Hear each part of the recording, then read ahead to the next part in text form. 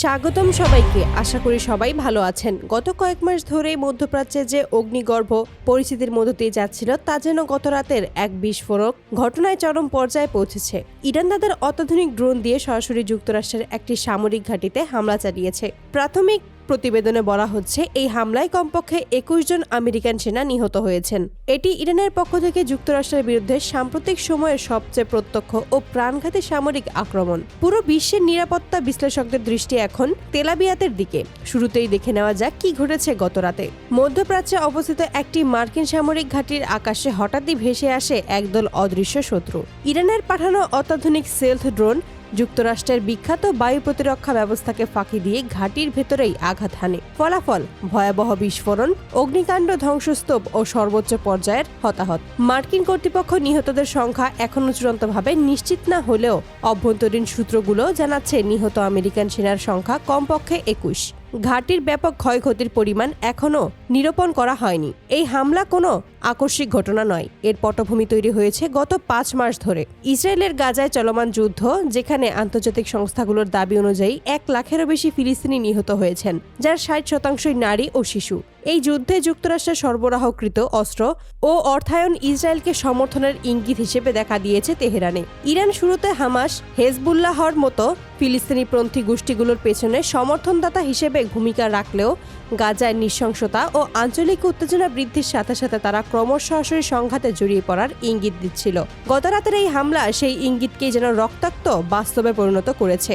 একটি পরিষ্কার বার্তা, ইরান সরাসরি মার্কিন লক্ষ্যবস্তুতে আঘাত হানতে প্রস্তুত এবং তাদের সামরিক প্রযুক্তি মার্কিন প্রতিরক্ষা ব্যবস্থা ভেদ করার ক্ষমতা রাখে।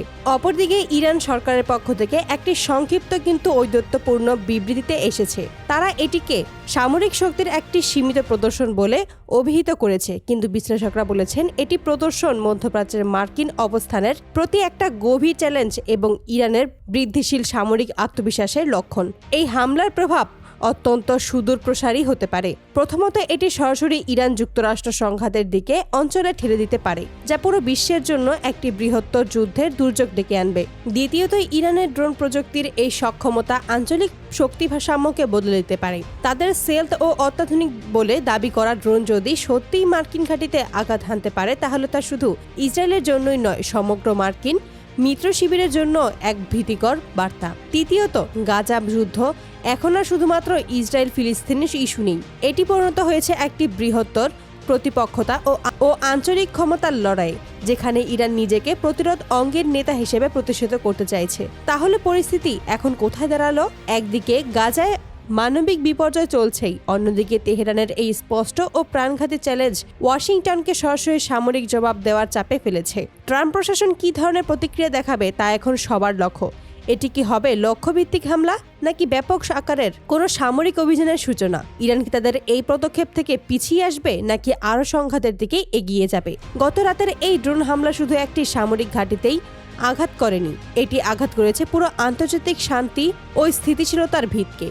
মধ্যপ্রাচ্য এখন একটি বারুদ ঢিপির ওপরে। সামনের ঘন্টা এবং দিনগুলোই নির্ধারণ করবে এই ঢিপিতে কি আগুন লাগবে, নাকি শেষ মুহূর্তে কূটনৈতিক কোনো পথ খুলবে। এই ঘটনা নিয়ে আপনাদের মতামত কমেন্টে জানান। নিচে থাকা বেল আইকনটি চেপে সাবস্ক্রাইব করতে ভুলবেন না।